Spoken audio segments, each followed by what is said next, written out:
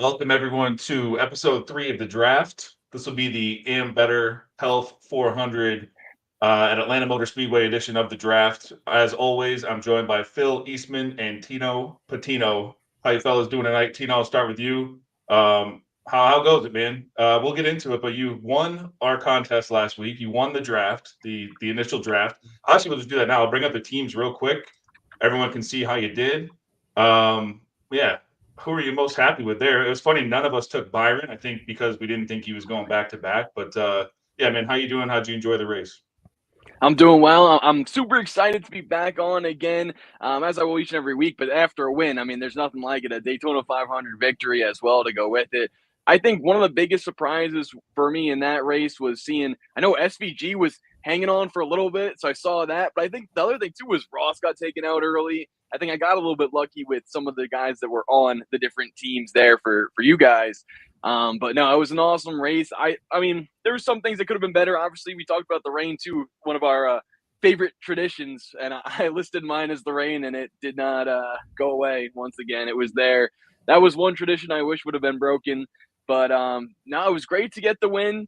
I was happy to have those drivers that was on my team, and even with the season long guys as well. I'm really excited to continue to see how that unfolds. Christopher Bell was another one too that I added for my wild card, I believe, because I thought he was going to win the race. He was right up there at the end, so it was great to see. Yeah, here we go. Like Bowman was going well, Gregson not too much. Bubba obviously was up there. Didn't get a lot of Justin Haley, but to see those guys survive, like, and then we all had Ryan Blaney or Cindric, you were on Ryan, but it was good to sort of see. And I was always thinking about my draft and the teams as we went through throughout the race itself too. Yeah, that's awesome. I had Cindric and Hamlin feeling real good about it for a while there toward the end. So didn't work out well there, which is seems to be par for the course for those Penske guys who run up top all day. Phil, how'd you enjoy the race? And I'll lead off with this too. Did you one? How'd you enjoy the race? Two, were you okay with them kind of running all those laps off under yellow when they came back out after the rain, or do you think that should just be red flag the whole time? Well, so I mean, it's a Daytona 500. I was just happy to be back and enjoying some adult beverages for an extended period of time because of the delay. Uh, the way it ended, it was kind of as expected. So I wasn't shocked that it ended like that.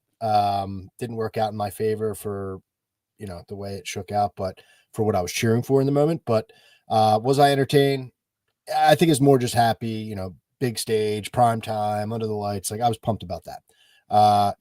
I was very confused for a long time, all week. I was confused. Why are they moving the start time up to 1 o'clock or 2 o'clock green flag when we know there's rain coming? Like we know that's going to happen. And then I realized it was the president was there. And so clearly like that was the reason why they were doing that. So I was like fine with it once I understood what they were getting at with that, because he's not sticking around till 6:30.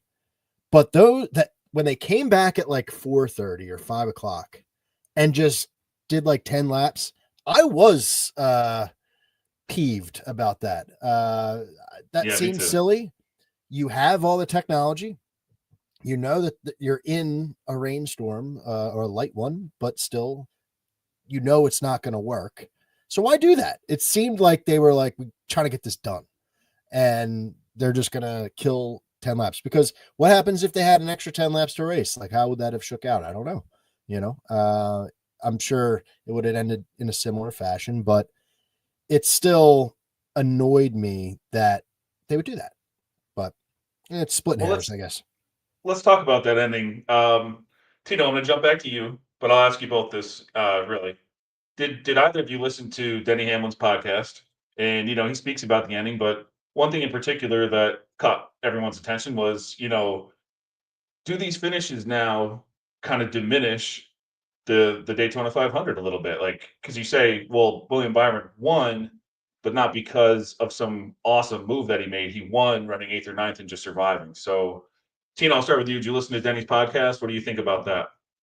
I did listen to Denny's podcast, and just like how we're all excited for the Daytona 500 to be back, I'm excited to hear Denny and hear what he has to say throughout the season, because I thought everything he said in the opening monologue he kind of gave and everything like that was on point, and it was resonating with me because I didn't even know that's sort of how I should have been feeling, right? Like, I was disappointed a wreck took out the guys I bet on, but also what was going to be a great finish between Denny Hamlin, Austin Cindric, if Christopher Bell was in the mix. And then you look at the wreck prior, Ryan Blaney dominates the whole thing. Joey Logano comes back from struggles. You had some underdogs, Ricky Stenhouse Jr., Corey LaJoy in there, and they all get taken out. I think the biggest thing that Denny said that I'll bring up here is the fact that, like, and you mentioned it too, Ryan, luck is now coming into play more and more. William Byron, he put himself in the right spot at the right time, but he got lucky. Like you said, like if that wreck doesn't happen, he doesn't win. And he can go on all these shows and all the press and be like, oh, well, how'd you do it? Well, I got lucky, like how he didn't make any awesome move as we are normally seeing, or at least used to see. I think the biggest thing too is people or drivers are like, well, I'm going to do whatever it takes. I'm going to wreck my grandma to win the Daytona 500. Well, yeah, but you shouldn't wreck her or wreck anyone to win the race. You should just be able to win the race now. And I think, too, Cole Custer, I'm excited for Cole to be back in the Cup Series, but those last two wrecks were on him. Like Denny was mentioning it, too. These younger drivers, it seems like they don't necessarily know how to perform the best when the lights are the brightest. And I hope we are able to sort of get back to the way racing used to be in the sport's biggest stage like this. Yeah, very, very well said. I did like, I loved what Denny said about Cindric. Gave him a lot of high praise as being one of the elite drafters in the game right now. Phil, what do you think about everything Denny said? Yeah, I didn't get a chance to listen to his pod yet, but I got a lot of the cliff notes from X and Instagram reels from people reacting to it, and I'm a little torn. Obviously, I need to listen to the whole thing, but like it's clear, like William Byron is the benefactor of things working out in a luck situation. There's definitely skill to be able to put yourself in that situation. We are all guilty of continuously saying year after year, like, why do people like Daytona? Well, why do people like Talladega? Well, anyone can win. It's, you could be Johnny on the spot as long as you put yourself in position, right? Put yourself in position. That's what everyone says.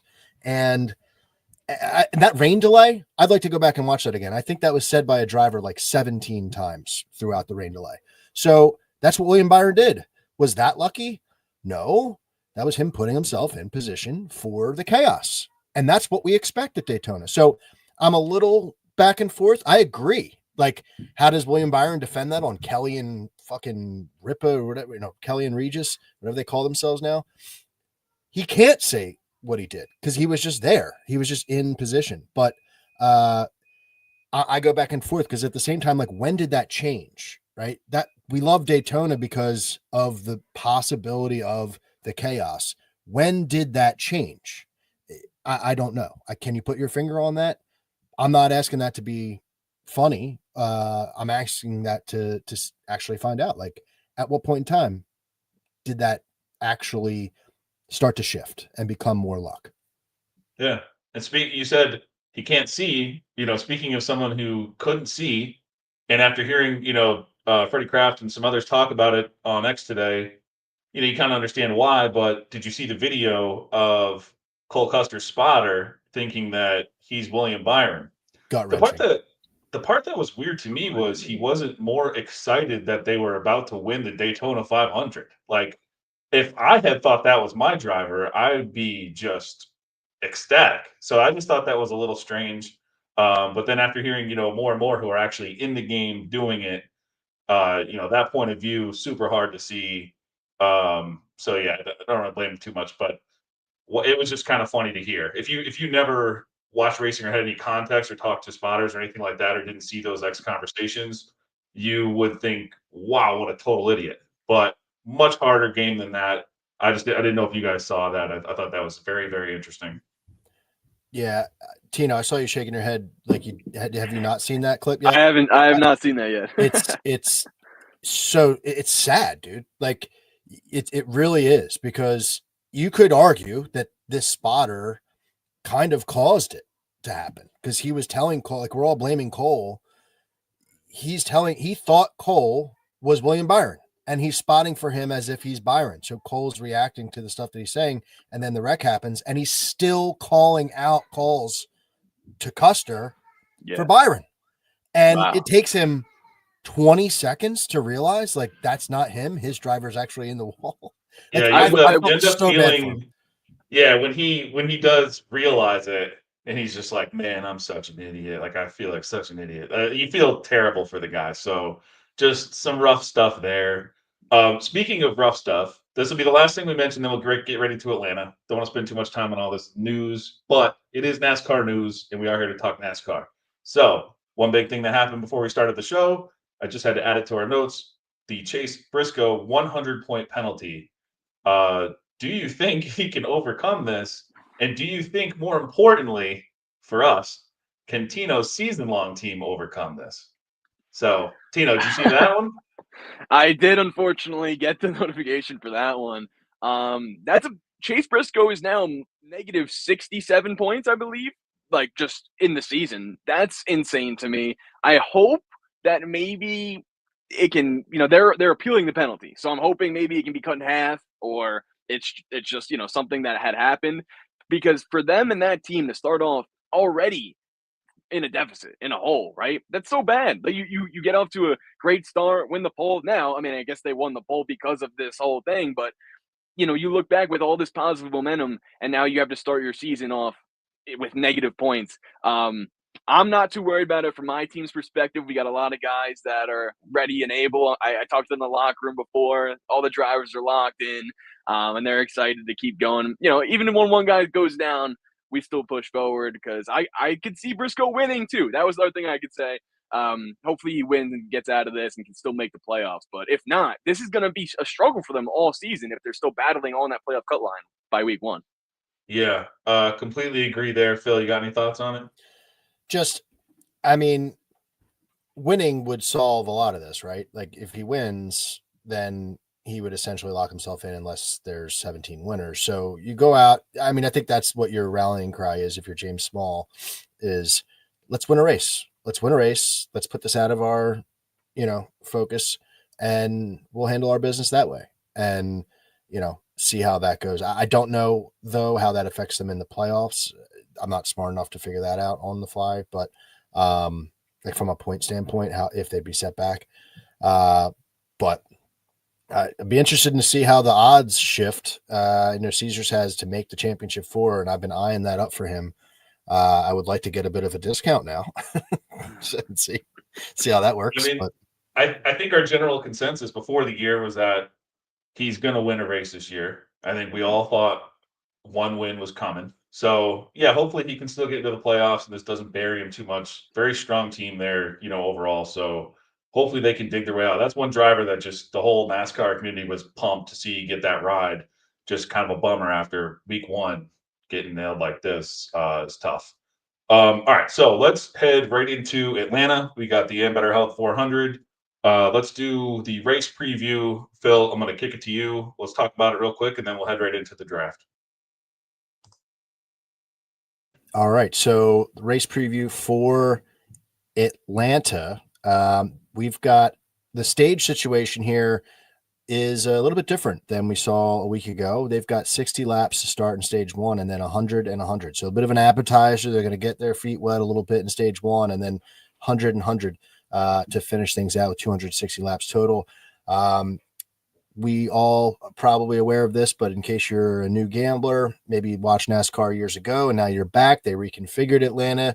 It is no longer a regular intermediate racetrack. This is being treated and races as a drafting track. It's like a mini super speedway. So something to keep in mind as you're placing your bets this weekend. Something else to take note at is the fact that this being the first race of the year, the weather is a little bit different. So we're going to be seeing temperatures in that area where the track is. I think the low is like 34 that morning, and then it's going to get up to around 59. That is way more chilly than they're used to having in the summertime. And if you look at the races, we've had 6 races now in this new configuration.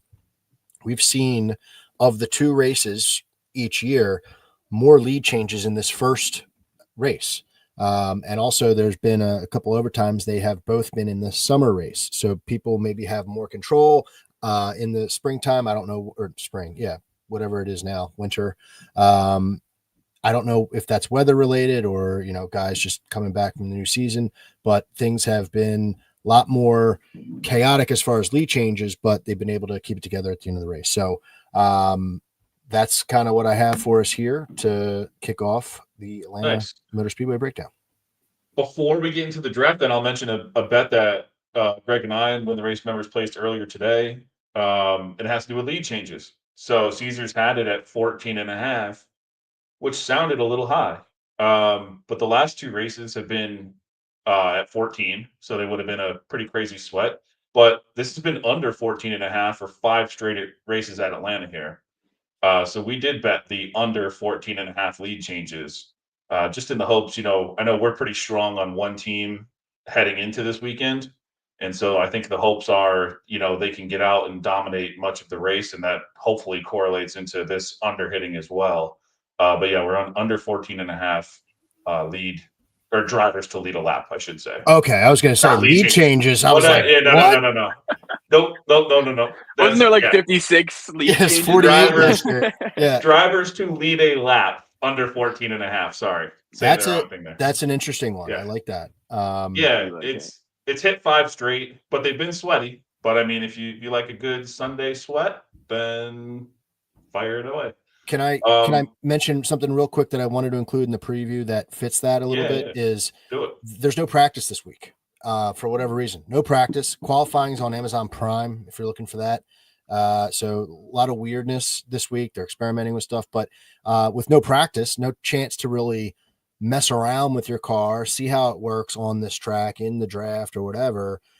That may fit the billing of that bet where, the guys who are out front are able to lead for a while, and guys that are maybe mid-pack or the back, they're just comfortable kind of riding around, getting the feel for what they would have done in practice early in the race. So I think that kind of fits your bet. Yeah, great point. Hopefully the fast guys show up fast and they can, stay up there. This is a much different race too than Daytona. Doing my DFS article today and stuff, there's things that I, look for, the differences, even though it's a drafting track, you got to kind of construct your lineups a little bit differently. Where Daytona last week has like a DNF rate around 33% in the Gen 7 era. This Atlanta's got an 18%. So you're cutting it in almost half. Some of the guys that start up front can actually stick there. And depending on who it is, you might want to target them for DFS. But let's head right into the draft. If anyone's new listening to this, we're going to make 8 picks, 1 from each team listed on the left. Then we're going to do a best of the rest, which would include teams like Hayek. Is that how you say Ricky's team now? Or RCR, any of the teams that aren't listed here. Rick Ware, if you want to go down that whole Colic, maybe we'll talk about when we get back to road courses. But best of the rest, and then a wild card can be a pick from any team. You have free reign, even if it's one of the 8 teams up there, that's fine. Any team, anyone you haven't picked yet, you have the choice to pick them. We'll use NASCAR scoring, and the winner will get to choose a charity that Win the Race will donate to. Last week was the Wounded Warrior Project, so thank you, Tino, for that. That was awesome. I'll post all those on Monday. And so let's get into it. 2311 will be our first team of the draft here. Tino, I'm going to start with you. Who are you taking from 2311 at Atlanta? Oh, man, this one's a loaded one. I feel like there's some good options. Before I do just that, got to hop into the chat as well because we got Big Ross with us tonight. Big Ross, what's up? She's saying nice, James Small, Ross. Baby. That's what we were talking about, Chase Briscoe needing to win. And we also got Brian in the chat as well saying Briscoe is in a world of hurt now. Better hope we don't have 17 different winners. And I definitely agree with that. Sticking with that just for one more second because I think they already needed to be in a mindset of winning for this year. So the fact that now it is sort of pushed up to a precedent, we'll see how that affects them. And then Brian also saying, pray to the NASCAR gods, if they even exist, your driver doesn't get F during the green flag pit stops, which is a huge point. That is a big point to note. Last year, I remember guys were sliding into each other coming down pit road, and the speeds are very high, especially at this track. So going back to my first pick for 2311, it's going to have to be Bubba Wallace. He has finished really greatly here at Atlanta. He's obviously a great super speedway driver, but he almost won this thing last year in the first Atlanta race. He finished in 5th. That's sort of another option I would sort of say when we're talking about Bubba Wallace is him for an outright winner, I'm seeing him at 23-1 to do so. I love those odds there because of the fact that he's always finding himself in the right positions at these types of racetracks. So pretty good value there for him. And I'd like the other Toyotas in this one, but for 23-11 specifically, it's got to be Bubba, I think. Awesome. That's great. I'll go ahead and just do mine too. The one thing about the show is we can have the same picks. We might have different points about them, but that's good. That's what it's for. We don't want to come in here and mention, all 36 drivers, which is why we limited the teams. But with that being said, I'm going to take Bubba Wallace here as well. And this was actually closer than I expected going into it. I looked at Reddick pretty hard here, but Bubba's coming off having the fourth best true average running position at Daytona last week, even though things did not work out well for him. Like I said, the DNF rate is a lot lower here. If he can find himself running up toward the top, I think he could maintain that position. So he ran about 50% of his laps inside the top 10 last week. Well, a couple days ago now. But I like Bubba. Everyone knows this is, drafting is one of his strong points. So yeah, give me Bubba here. Don't need to go too much into it after all the good stuff you said too. Phil, who you got here for 23-11? Yeah, to me, I mean, this was a toss-up, so can understand it either way. It's such a toss-up that I even looked up Riley Herbst's Xfinity numbers in Atlanta just to see if we could get an edge there. But Nice. I was going to play the game here and see what you guys went with. So I'm going to go with Reddick for a couple reasons. Obviously, Bubba's been the more consistent guy, and that's who I typically am drawn to. But with Reddick, we've got a top five a couple of years ago. We had his last race here was a sixth place finish last summer. Outside of that, it's really been like a good finish or wreck for him. Whereas Bubba, you can find a happy medium a couple of these races. What kind of put me over the top for Reddick was just seeing that he was able to survive last week and salvage a second place finish. Like, that's not like him. Really at Talladega. So it's such a good start, such a good, like watching his interview after, I think they have finally got off to a really good jump off point. And you're looking up and you're saying, hey, we finished sixth here last summer. Like, we could make some noise. So I'll take Reddick to be a little different, but also for those reasons. I think he's definitely improved drafting. I mean, that's why I was, tempted to pick him here. There's definite improvement, even dating back to last year when he's, he won a duel and a drafting race. And then you get to this race, he finishes second. So yeah, that's a very close one. That's what's fun about this. You get to pick a little differently here. See if you'll be the one to pick the charity at the end of the week. Let's head straight into front row then. Phil, I'll let you lead front row off. Who you got here? Todd Gilliland. And this is a team that is, I'll tell you what, man, they're a little nerve wracking if you're on that squad. I do not like what I'm seeing here from Noah Gragson. He has one finish inside the top 30. Zane Smith. I thought he would kind of come alive and show something last week. He didn't. So Todd Gilliland, I said on my podcast this week, I fully expect to see Todd Gilliland up front at some point in time, whether that's leading laps or whether that's like top five, but like being part of that Ford crew, kind of tagging along with the big brother Penske boys. And, can he get a finish? He hasn't yet. I think his best finish is like 16th or something. But of this group, it's going to be Todd Gilliland. I can't see it being anybody else. Yeah, and like you said too, with no practice, perhaps the guys who you would think can show up fast and kind of start with that track position, all they got to do, I say all they got to do, if he can just finally maintain that track position, great. So my pick is going to be Todd Gilliland here as well. They did have, the second best Ty Logano qualifying on drafting tracks last year. Wasn't great at Daytona, but wasn't poor either. He was in the top half of the field in qualifying. And yet, like you said too, Gragson, he's only finished 2 of the 6 races at the New Atlanta or whatever we want to call it. So he's not finishing them. And Zane, I can't get right for the life of me. If I ever pick Zane in anything, he is dead. So I can't go with Zane here. Give me Todd Gilliland. Tino, how do you round out front row here? I'm with Todd Gillen as well. I think another thing that benefits him in this one is how he raced in this race last year. At least this specific one, with it being the spring race, or at least the first Atlanta race. He led laps. He showed a strong effort when doing so. There was able to maintain, a strong just line and lead. It looked like he knew what he was doing out there, I guess is what I'm trying to say. And one other thing, when we get to Atlanta and now being a super speedway style of track, I feel like people think, oh, well, more people can win. I wouldn't necessarily say that's been the case statistically, because we see Joey Logano win this one multiple times, Chase Elliott, William Byron. I feel like Suarez was the only one that was sort of an outlier, and that could have been Blaney or Kyle Busch as well. So I think that's a big thing for me too, that I wanted to know, at least how I feel about this track, is I still expect the top of the line drivers to rise to the top in this one as well. Like the guys that are best overall and also really strong at super speedway racing, I think will be the ones that have to win here. I think the way Denny was referencing the way super speedway used to be at Daytona in the Daytona 500 kind of is how Atlanta is now, or at least how it looks like. The cars look to be a little bit more out of control, a little harder to handle, and I feel like that plays well into the drivers that need to sort of take that extra effort to move up to the front. Yeah, and I think that's what, barring like I guess Daniel Suarez, like that's why we're seeing the big boys up there. But even when Suarez won, he was the closest we've ever seen in a race to, and it was right in front of Blaney. So, those guys are there.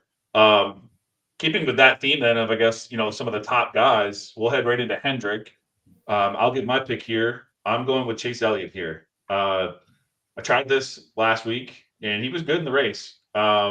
He was one of just 4 drivers to run over 50% of their laps inside the top 10 on Sunday. He has a win here at this Atlanta. He's got 3 top 10s in his 5 races, and his worst finish is 15th.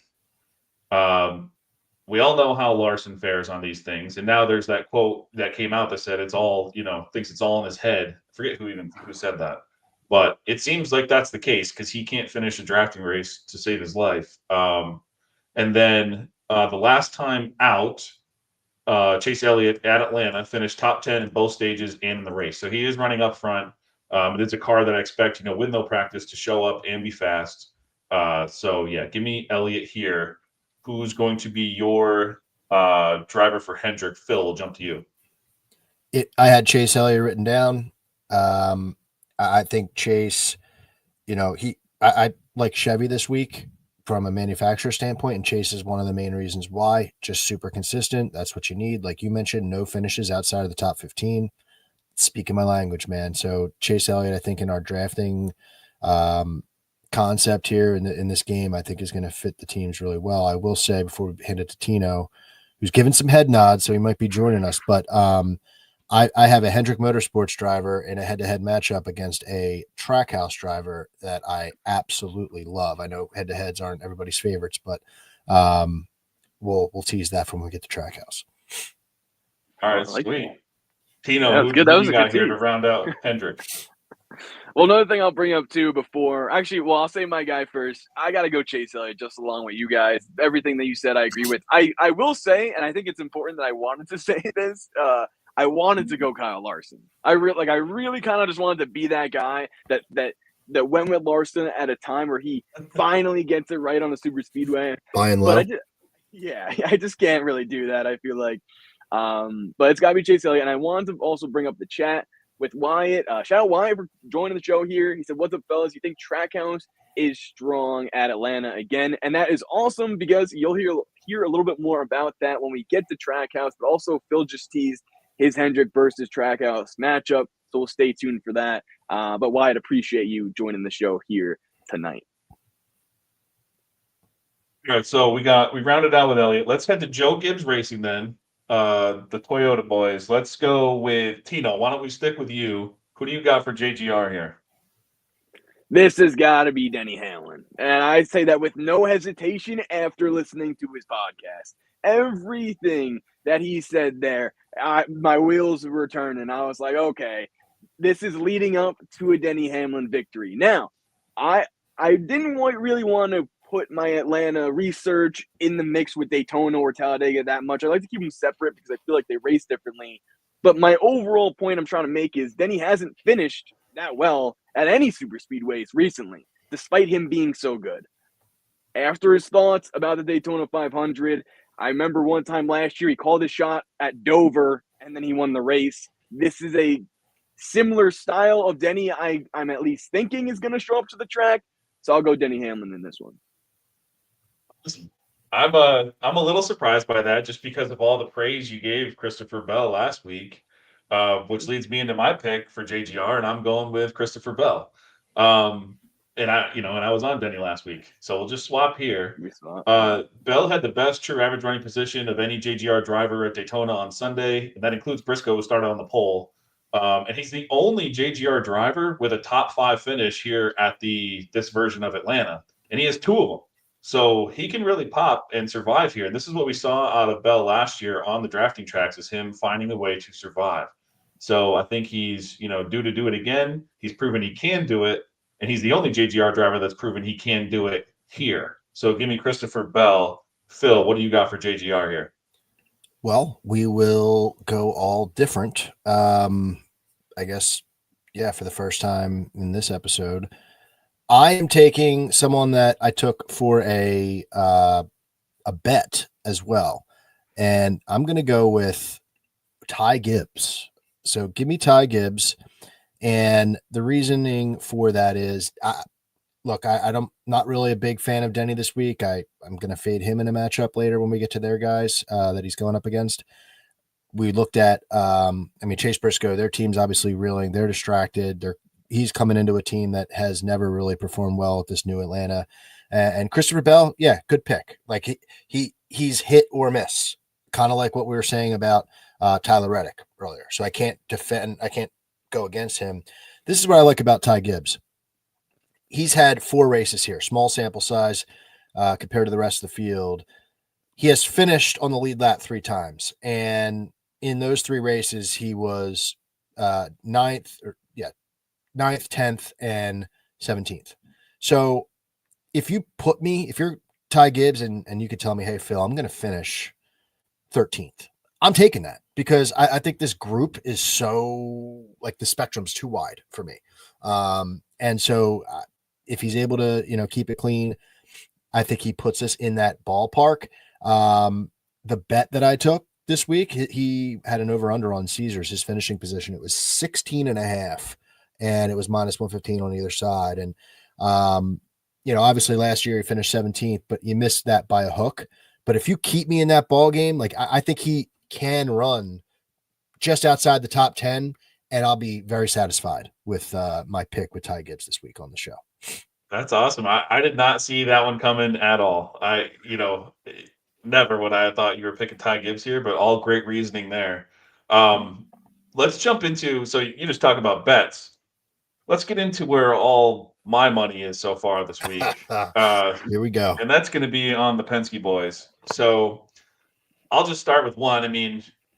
Absolutely love all 3. Got to pick one. But everyone that's, followed me or listened to my stuff for a while knows that this is my boy on drafting tracks, and it's Austin Cindric.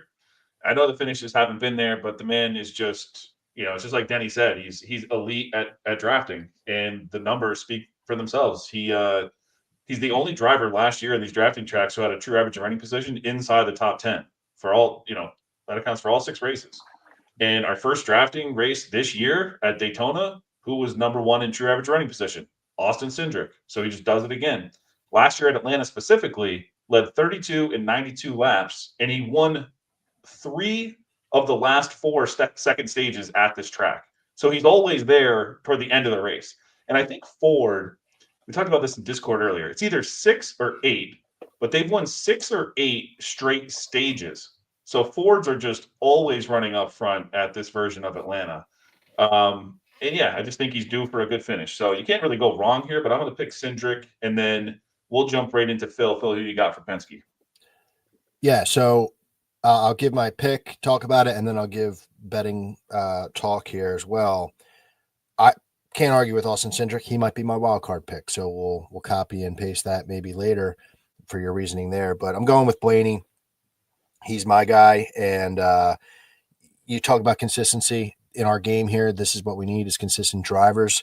First in drive rating at this racetrack in the new configuration by a lot, like 9 average driver rating points. That's a shit ton at the top of the field. His average finish is 7.2 in 6 races. That's in first.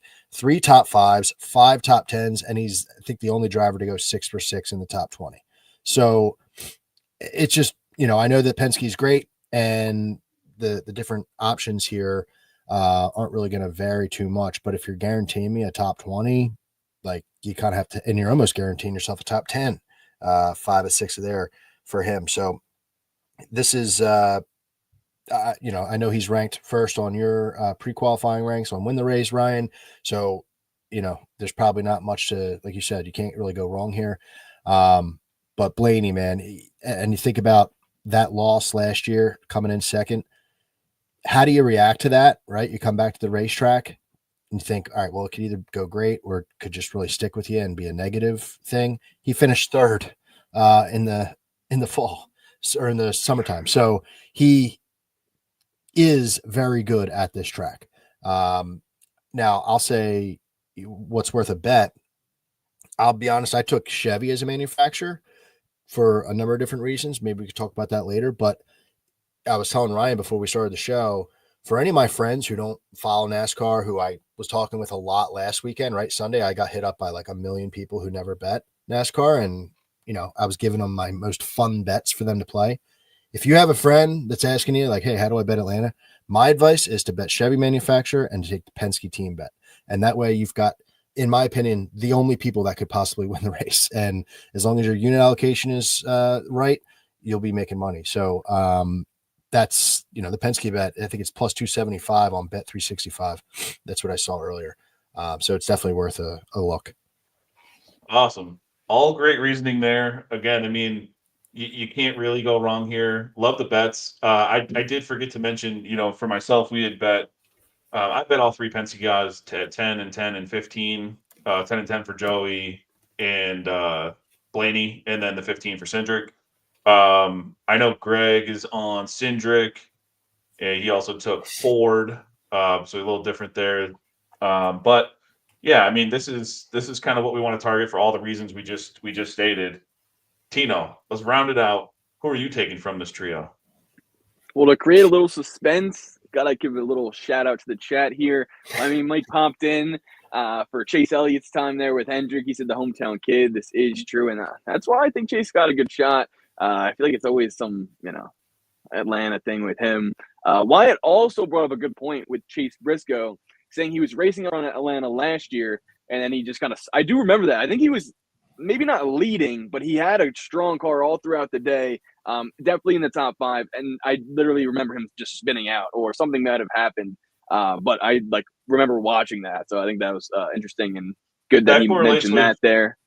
Yeah. That correlates with what we were talking about here too, though, is like last year, and maybe we'll see it again here this year. It's just all Fords up front. Mm-hmm. I mean, so that's that was Briscoe last year, and now not knocking Briscoe, but what kind of car does he bring here after failing last week? Last week was an absolute rocket. Greg and I were talking in Discord. We're like, Briscoe's an auto pole bet this week, auto before the news today. Like if he's anywhere near 8 to 12 or whatever, and obviously if he's beyond that, we're just going to take him for a pole bet because the car wasn't even close to fair. But now he has this, so who knows where he's going to qualify. I think it's he's a little risky and an unknown heading into the week. I think qualifying also matters significantly more here, just because it doesn't really matter at Daytona or Talladega anymore. I think track position to start off with could be very key, especially with no practice, like we've already mentioned. Finishing up a couple more guys in the chat. Go Fast Troy, appreciate you joining us. He said, hey, fellas, got to see what this one's about. And then Big Ross also mentioned that Blaney is the best drafter at Penske. So, you know what, Big Ross? I'll go Ryan Blaney, too. One thing that I wanted to note for Blaney and Cindric, in the last 4 races at Atlanta, they have both finished inside of the top 12, and they are also okay, stay with me. So only 3 drivers have finished inside the top 12 in those 4 Atlanta races, in the last 4 Atlanta races.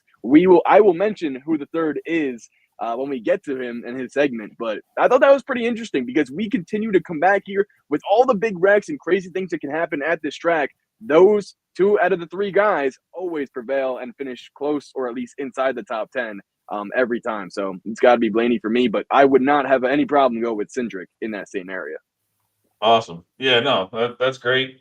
I'm interested to hear Phil here for our next team. We're going to jump to RFK, but I want to hear Phil first because this would be a team that I might be a little scared of with the method of bet that he did with just Penske and Team Chevy. So, who was your pick for RFK, and are you worried about them spoiling the party for you? I'm not. I think these guys are very, like, they're just very solid, but I'm not scared of them, like, on paper because of how inconsistent they are. Whereas these other guys that we've talked about, for the reasons that we mentioned, you're not seeing outside the top 30 finishes. And you see that with both of the guys that have been in this team. With Priest, it's a little different, but so I don't want to be too long-winded here, but for my pick for 2 reasons. I'm going to go with Chris Buescher.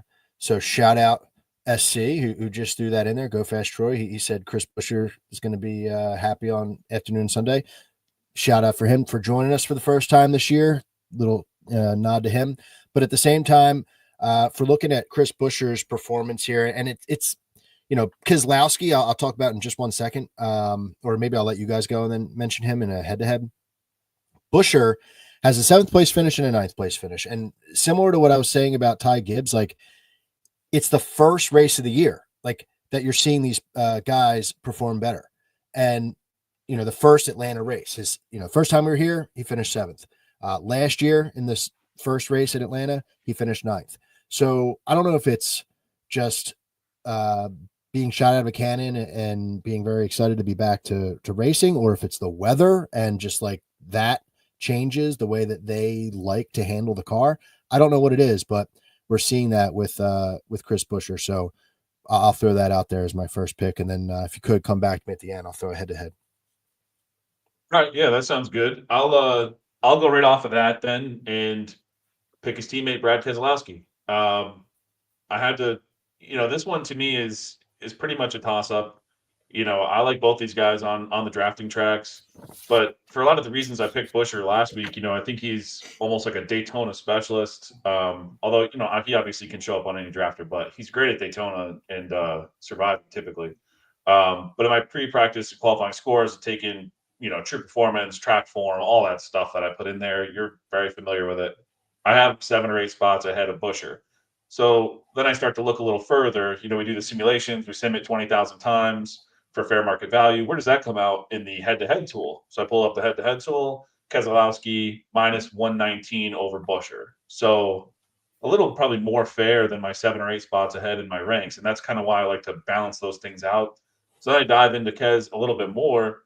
And, you mentioned, biffing it. It seems like that's what happens here, whether it's his fault, his team's fault, or not their fault at all. But 5 of the 6 Gen 7 races at this Atlanta, he's been inside the top 10 at the end of stage 2 in 5 of them. So, I mean, he's been there towards the end of a race, 100 laps to go, and he's a great drafting racer. The finishes just haven't been there all the time. So I figure he's due. I'm going to go to Brad this week and switch from what I had with Buescher last week. What did you let me get to Tino real quick. We'll let Tino do his pick. We'll come back to you, Phil. Tino, what you got? Well, for my pick, you just sold me on Brad Keselowski as well. I was leaning more towards him rather than Buescher, especially because of the results at this track specifically. And we talk about the guys who are the best at this style of racetrack and racing. I think Brad is still up there. I mean, he's got 6 Talladega wins and whatnot. But Ryan, I actually want to throw it back to you for a second here because Wyatt asked in the chat, 1v1 versus Noah Gragson and Ryan Preece at Atlanta. Could you possibly bring up what's when the race is saying about this one and see how that sort of falls into that category, if that is a potential matchup that anyone would be taking in this one? When he's let him bring that up. Let him bring that up, because I'm telling you the answer is Preece.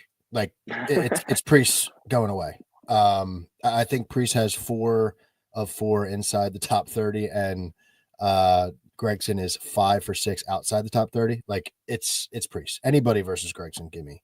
Yeah, in that Gregson, like matchup. I said earlier, he's only finished 2 of the 6 races here, so I can't see it ending well in his favor.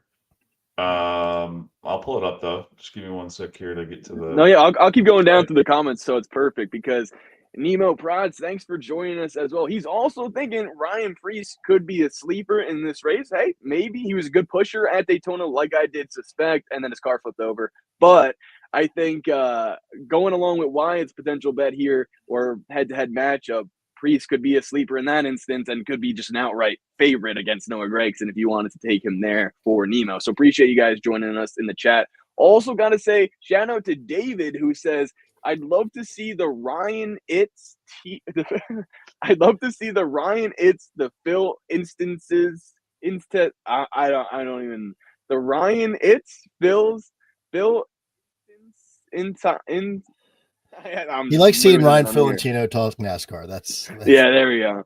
I tried to do the full thing, but the Phil one definitely the Tino people was easy.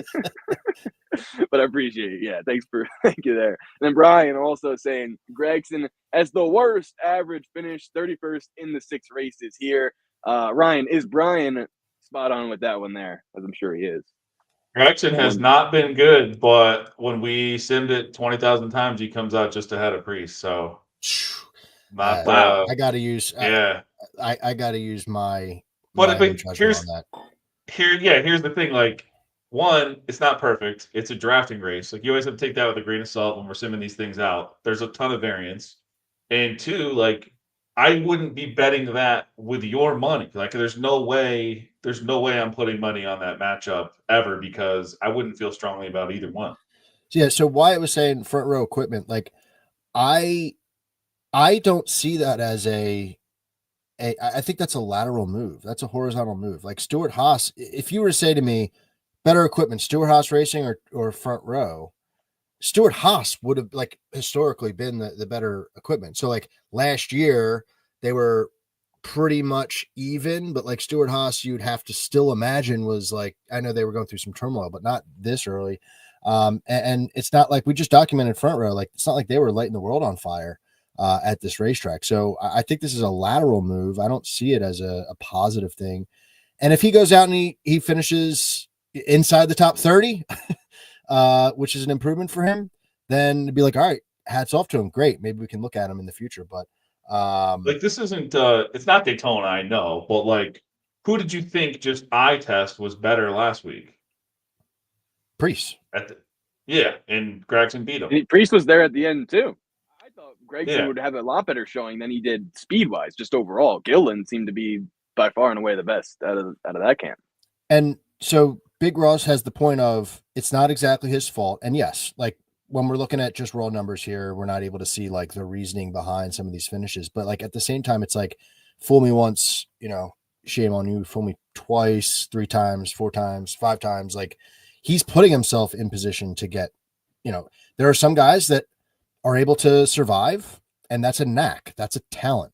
And Gregson has not been able to flex that muscle yet. So if we see that, we'll see. That's where numbers are so tough when we're running stuff for drafting tracks, because you do need to just use your head a little bit and just know, like, Kyle Larson, whether you look at odds too, like his odds are always like he's amongst the top, 15 favorites in the race, but it's like, dude, I can't put money on that ever.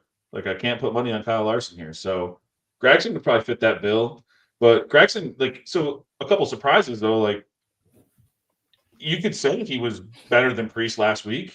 He finished better, but he also ran a quarter of the race inside the top 10, which not a lot of people realize. So, it was his first time in this new equipment, and he did look pretty sporty in it. So who knows? He could have just had terrible luck at these tracks. 6 races is such a small sample size too. That's the other wicked hard part about this track. Yeah, and Wyatt saying at the end there, like, it's a season long question. Then yeah, season long, I would probably side with Gregson, because you'd expect that to start to come around.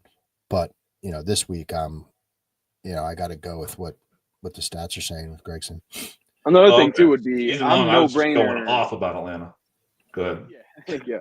I would also say too, like, I'm not hesitating if we're going RFK over front row. Like, to me, it's RFK, but because of the drivers and the equipment all day from that scenario. Yeah, it's tough because it's like it's RFK, but it's their third car. And like sometimes we've seen a third car like really lack That's true. behind the other two main cars, and then you don't know which one Gregson got. Like, did he just slide into McDowell's ride, or is that Zane? I feel like with Zane, we never know because he just, God, it's been a brutal run for that guy. But, anyways, let's dive into Spire. So, who wants to start? Tino, let's start with you. Who's your Spire pick for Atlanta? Perfect. Well, I'm glad you asked because it's going to have to always be Justin Haley, I think, for me. Crazy to say always. I retract my always because McDowell did race strong and he is a great super speedway guy or, drafting track guy. But I still like Justin Haley as much as I did last week at Daytona. They had the plan to run around in the back and just survive it. I did not like that from him. I felt like he could have done better, like, and actually raced up there. But Ronnie Childress said at the end that that's what their plan was, and it ended up working out until the last two cautions where they couldn't just continue to move up towards the field. So if that's the case this week, kind of works in my favor here with a team like Spire, because then we're getting a good finish, or at least a finish inside the top 20, which for this, draft here is what we sort of want, is someone that can finish consistently inside the top 20 for a race like this. And I'll go Justin Haley from that standpoint. Awesome. I love it. I think this is a very, very hard team to pick for this. So, Phil, who do you got for Spire here? No, I think this is actually relatively easy for me. I'm with Justin Haley as well. In way worse equipment, he was still able to, and different equipment at this racetrack, 8th in average finish compared to everyone. And he's hopping into a ride where, I know Corey LaJoie has definitely a set of skills for super speedways, but he's hopping into the ride that Corey LaJoie wheeled to leading laps years back. So this 7 car is definitely built for Atlanta from a history standpoint, and Justin Haley has gotten good finishes. This is not a joke or kind of a meme type pick. He's pretty solid. So we'll go with it. 2 top 10s, 4 top 15s. I mean, you give me a top 15 from Justin Haley, I'm happy as a pig in shit. I like what you mentioned about Corey LaJoie too, because if that, I do believe Corey is great. When we saw him, up front at the Daytona 500, so like him in himself is a good driver on these types of racetracks. But if that can help Justin Haley, they keep that setup, that whatever input LaJoie might have had towards that team and running up front like they did, almost winning it one year when Chase Elliott pulled it off. So to ask you about LaJoie, Phil or Ryan, you've yet to go. David in the chat said, how do we feel about LaJoie this week? So, Phil, I'm glad you had mentioned him with his old ride here with Justin Haley, but what are you guys thinking about Corey LaJoie in this one? Could he perform as well as he did in the Daytona 500 here at Atlanta? I'll let Ryan Yeah, answer. I'll pull up some numbers on that. Sorry, I didn't know I was muted there. I'll pull up a couple numbers on that, Phil, if you want to talk about LaJoie real quick, and then I'll talk about, some underlying stuff from his last performance. Yeah, where I land with LaJoie is like, I was super impressed by the way he finished last week, or the way he raced last week. I mean, he had a legitimate shot. I actually, because the cars, I guess you could call me Cole Custer's spotter. Watching, I thought LaJoie was Byron. I was like, holy shit, Corey LaJoie just won the 500 because it was, red car or whatever. But for me, I treat it like throw a couple dollars on him outright and have some fun. Like if you really want to, because that is the only real way. I don't think it's worth your time, like trying to analyze and agonize over top 10 bets or anything like that. I mean, it's, you never know what you're going to get. And is in the Rick Ware part-time ride, it's more of like a jokey type of bet. But if you were to tell me, hey, I threw like $5 on Corey LaJoie to win, I'm not going to tell you, wow, you're dumb. Like, no, that's a fun bet. Good for you. There's a shot. He has a resume here, but it's not really for me. Go Fast Troy also saying season long, who finishes with more points, McD or Haley? I got to go with Justin Haley with this one too. I know I'm a Justin Haley guy. Is that crazy? Phil's acting like that's crazy. Justin Haley last year, I feel like, did he not? Okay, Phil, I want to hear your side. I'm going to pull up the standings from last year just to see what that answer is. Good point. Yeah, no, I don't know, but I'm just Okay. thinking of McDowell. I know he's in a new ride, but he's got the same crew chief, and I think we're expecting to see McDowell fast off the truck, get some poles. He had 6 poles, led the whole series. So you have that speed off the truck, you're going to set yourself up for success. Road courses, I think McDowell beats Haley's brains in, and there's quite a few of those still on the circuit. So I'd say that alone. What do we have? 6 road courses. The super speedways are a toss up between the two of them. You could probably side McDowell, for the rest of the year, Talladega and stuff there. So I would say the intermediates, maybe with, Haley coming in there with the best crew chief in the game, he might have a shot, but I would say McDowell just off of like numbers and this kind of projecting out the different races.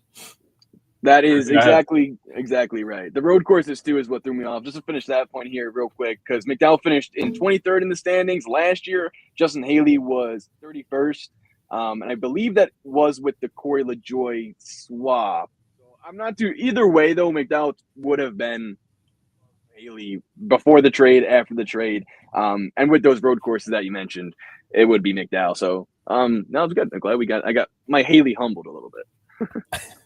I'll mention quickly about the LaJoie thing. I think LaJoie can be good this week. I'm not worried about that equipment at all. A couple of Haley's good finishes at Atlanta were in that Rick Ware car, or at least one of them. So, I don't mind that at all. He had the 13th best running percentage inside the top 10 at Daytona, on Sunday. So he can do it. Great drafting racer. And then watch what I'm about to do here. Michael McDowell, baby. You guys know he's my drafting guy from this team, and it's not like I'm knocking Justin Haley. I just think McDowell is a great drafting racer, and it's not about him just qualifying up front all the time last year, because that obviously never really worked out well for him in the end. But he's qualified before last year 20th here and managed to finish top 5.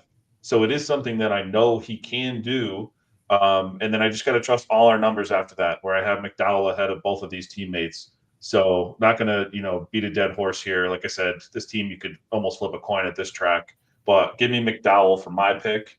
Now here's where we'll get a little interesting. We'll jump right into Trackhouse. We've already been a little more different than I thought we were going to be. This is where I thought I was going to be a little different, because Daniel Suarez has finished 5 of his last 6 races here, 4, 6, 2, 1, 2.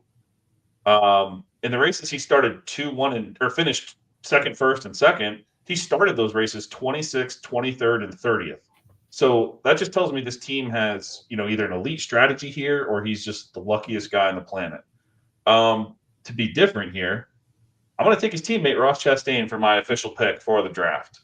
Just because I thought, Suarez was kind of a layup with how he's been finishing here, but Chastain is no slouch. He's finished 5 of the 6 races, which I love. Never worse than 13th in those finishes. His pair of top 5s came back in 2022, but last year he finished 7th and 1st in the first race, and in the second race he was top 10 in both stages, but he ended up finishing 13th. So he's been up there all the time here, and we know Trackhouse can show up fast to Atlanta. So I was going to try to be a little different. I didn't know it'd be this different by now, but I'm fine taking Ross Chastain. I'll go back to the well after last week. So give me Chastain here at Atlanta. Tino, let's go to you. Who do you got for Trackhouse? I'm going Daniel Suarez. I think the results that he, at least in last year's Atlanta, winning the race, and obviously we could say that that's a top 3 finish too, with it being milliseconds, but he ran up front to put himself in that position, win the race, and then finish in second. So I don't want to overthink it, right? I do agree what you're saying with Ross Chastain getting back there, but Nemo agrees with me too, because he said for the 36 for 36 on the NASCAR app, he has Suarez winning this week. Not sure if Suarez wins, but I think I like him over those other guys. And that's a cool NASCAR that's doing that 36 for 36 thing as well. So good to see that from Nemo. Awesome. Phil, I figured, this is where, like I said, this is where I was trying to get different. I can't talk bad about Daniel Suarez here at all. Phil, who you got here? So I am already invested in both of these guys. Chastain, I have for a top 10 for all the reasons Ryan said. and he's listed right now as plus 140 on Caesars. I think we're going to see Bet Rivers come out with a better number, so keep your eyes peeled. But Chastain, I love for a top 10, but Daniel Suarez is my pick here. We kind of made a joke earlier, like big dogs win this race, and then it was like, oh well, Suarez kind of snuck in, and it was like a fast or the closest race ever. Suarez is a big dog on this track, man. Like he is right there with Ryan Blaney as far as like changing the owner of the track on Wikipedia. Like it could be Daniel Suarez. His numbers are phenomenal. Like, you know, you mentioned his last three, second place, first place, second place, 5 top 10s, 4 top 5s, like just ridiculous. So that's consistency. That's what we're doing here. And I wanted to go back to that head-to-head I was calling out on earlier. We've got on DraftKings Daniel Suarez head-to-head against Kyle Larson. And this is a mismatch. And it's a sneaky mismatch because the name recognition, you know, you would think you go the other way. But Suarez in 6 races is 6-0 against Kyle Larson at this racetrack. That's because of the prowess that he has, but also the fact that Kyle Larson, he's very similar to Noah Gragson, man. He cannot, I think he has one finish inside the top 30 at this track.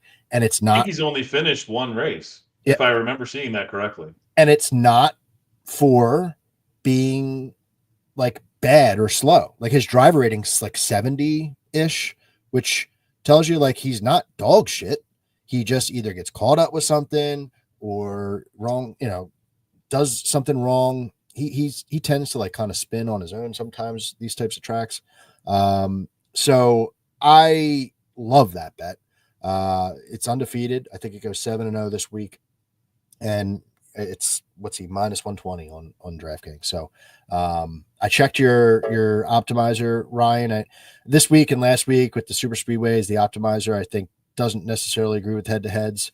It's got a lot of you in it, but you know, I still think minus 120 I'm fine with, even though it is super speedway head-to-heads. Yeah, these things will be, and I'll mention that just for anyone listening to the show as well. Like, it might not seem that we're placing, you know, a lot of bets as we talk about, you know, 8 different teams that do 10 picks each or whatever, but we're also at Daytona and Atlanta. Like, got to take everything with a grain of salt. Anything can happen here. A little less so, you know, this week than at Daytona. But once we hit Coda, I think we'll be, you know, assuming books give us some good stuff to work with, I think we'll be firing off some fun bets and have some good banter in here, especially if we get the chat.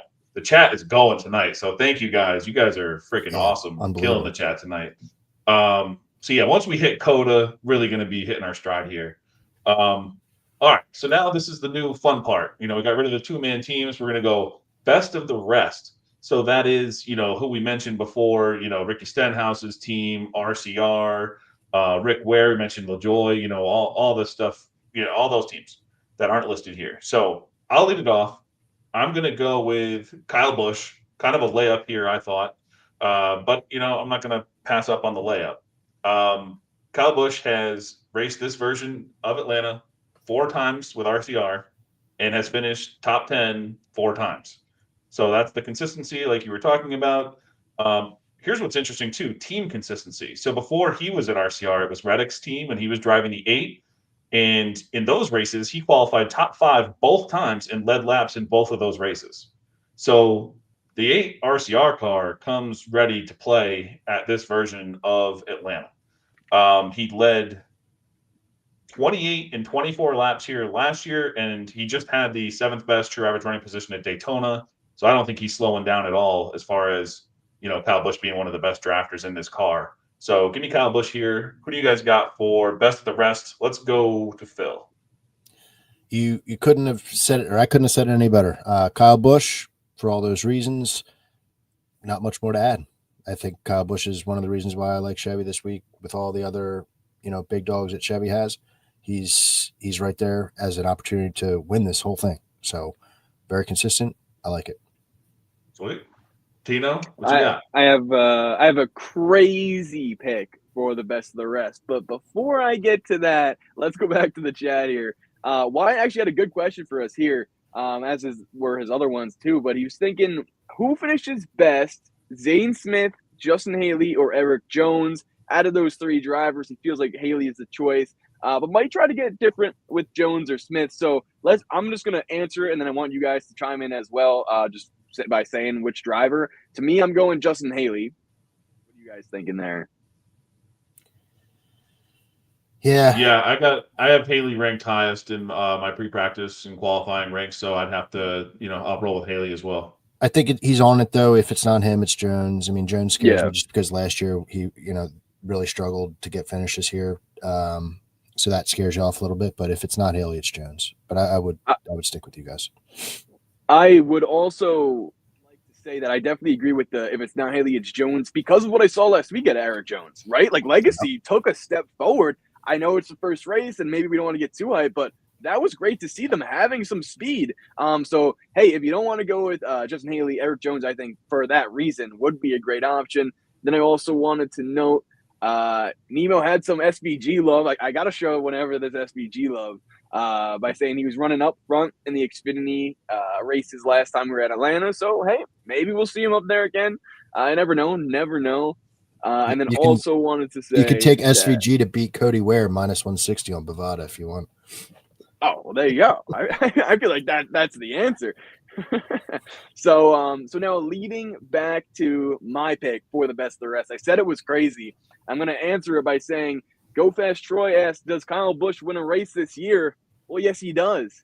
And he's my pick for the best of the rest. Super crazy, I know. But no, the three drivers I was alluding to earlier on in the segment, I said it was, or in the show, I said it was Austin Cindric, Ryan Blaney.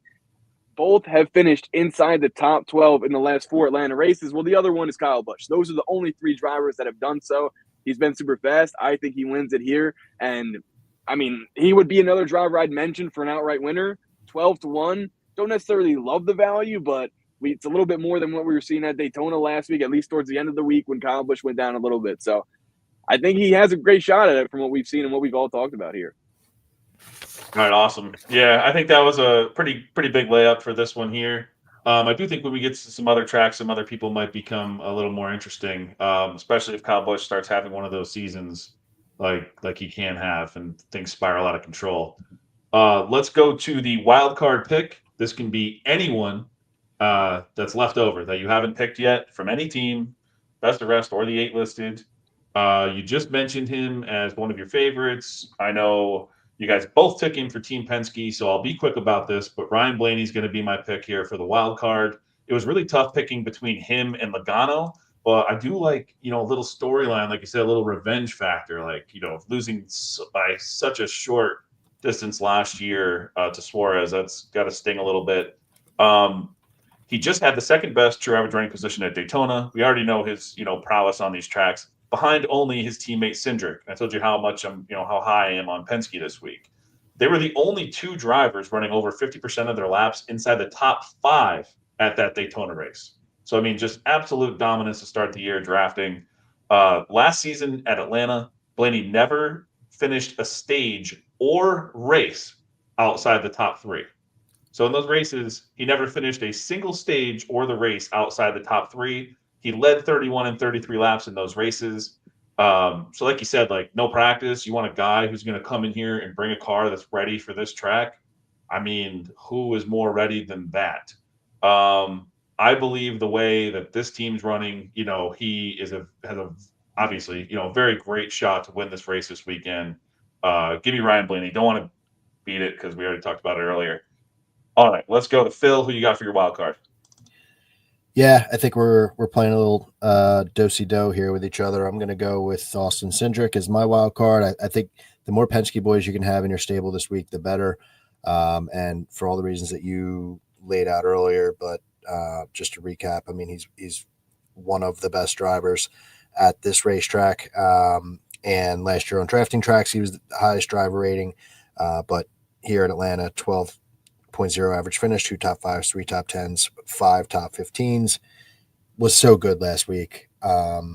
And, I have to imagine as a competitor, you're like, damn it, that was so close. Look up, you see a track like this, you're like, let me go get it done. So yeah, any of the Penske boys work, but I'm gonna go with Cindric. Awesome. Yes, I would agree. The more Penske you can get, the merrier. But we'll see with Tino. You got another shocker for us here, or what are you going with? Well, I really like the way our teams have been drafted this episode because I'm now going to take Joey Logano for my wild card here. I was leaning Cindric, but then after I saw the Blaney and then the Cindric, I was like, all right, let me be the third Team Penske guy. I will say, I like Austin Cindric better than Logano in this one. It's Blaney, Cindric, Logano for me. But we got to continue to find ways we can potentially be different than one another and gain points that way. And this could be my opportunity this week. And I really think, like Miami's Mike's is saying, Joey Logano is looking for revenge this week. He had a really strong, I feel like because of the late wreck, and Cindric was racing and Blaney were racing better than Logano, I would say. But he had a really fast car in the Daytona 500. If they bring anything sort of similar to here, I'd be afraid of the 22 as well as the other Team Penske guys. You guys like that paint scheme he was running too? I really like that. That was the Joseph Newgarden scheme. Is that what that was? That was cool. I liked it. All right, I think guys, that went great. We have great teams here. We're gonna try to take Tino down this week, but as always, it's for a good cause. Whoever wins, we're gonna donate to charity. We're gonna feel good about it, and that's what this is all about. So. Is that it? I mean, I think we're done. Tino, why don't you tell everyone where they can find you everywhere, social medias, what you're doing, your new show I saw, come out. What's going on? Oh yeah, so got a lot of things going on. Appreciate everyone in the chat all throughout the show as well. Brian, Miami Mike, Nemo, we got Wyatt, of course. Go Fast Troy in there, Big Ross. Great to see you again this season, Big Ross. Everyone that joined in, I think I got everyone. Still scrolling up to make sure I didn't miss anyone, but everyone in the chat, appreciate you guys from commenting and everything. That makes the show awesome, because we get to interact with you guys, and that's one of my favorite parts. Any questions you guys have, we talked about those as well. So, David as well. No, really appreciate the chat this week, and tonight. It was really great to talk to you guys, and where you can find more of me at Tino, PATTIGNO, across all social media platforms. You can listen to me on SiriusXM NASCAR Radio as well. I got my best bet segments going out all throughout the weekend before the race. I got my new show as well, Tino's Picks, just sort of breaking down the picks that we talked about here a little bit in a shorter fashion on my own channels as well. And yeah, I'm super excited for this week at Atlanta. It's going to be awesome. And I'm really appreciative of everyone in the chat, like I mentioned, and you guys for having a great show tonight. This was a good one. Awesome. Thank you, man. Everyone go follow Tino, follow all his work. It's awesome. Phil, where can everyone find you? Yeah, at Full Tank Phil on Instagram and X, and then have a weekly podcast for the Cup Series, Full Tank with Phil. Anywhere you listen, let me know what you think. Let me chop it up with you. And also for the truck content this year, I'm trying to use the YouTube channel, trying to be less long-winded, like Tino said, kind of quick comments and quick best bets type of deal. So give that a look if you're interested in the truck series. We'll have another video out for the Saturday afternoon race for them. Awesome. Is your pod out? I didn't look at my phone, but I have it downloaded. If it does come out, is it out? 'Cause I'm driving for 4 hours tomorrow. So It's out. It's out. You'll hear right, a lot good. of the comments that we talked about today with the bets, but yeah, it is out. Awesome. Well, thank you guys very much. My name is Ryan Stevens. I am the CEO of wintherace.info. If you're interested in betting or playing DFS and NASCAR or just geeking out on all the stats, you can check us out at wintherace.info. Thank you to all our sponsors here on the bottom, the partners in crime, if you will. Nuke the House, Keg and Coop, all those guys, live betting, every sport all the time. I don't know how they do it, but then you see how many units they're up, and then you're like, oh, that's how they do it. So that's awesome. I tried tuning in with them last weekend, and my stupid audio wouldn't work, but I'll be on with the boys soon here, maybe as early as this weekend. Grid Rival, if you sign up there, use the promo code WinTheRace, get up to $100 back on your first deposit. Out of the Groove, I'll be on with Eric, probably 75% of the time this year throughout all the NASCAR, weeks, the 36-week season. Daily Downforce, and then listen to Kyle and Brian as well on the Angle of Pursuit podcast. That's another one that is in my rotation. Long drive tomorrow. Can't wait to hear what the boys have to say. So Thank you, everyone. Thank you again, listeners, everyone in the comment section. That was freaking awesome. So thank you guys. We'll be back next week, 8:30 p.m. Eastern. And until then, good luck this weekend, and thank you for watching the draft.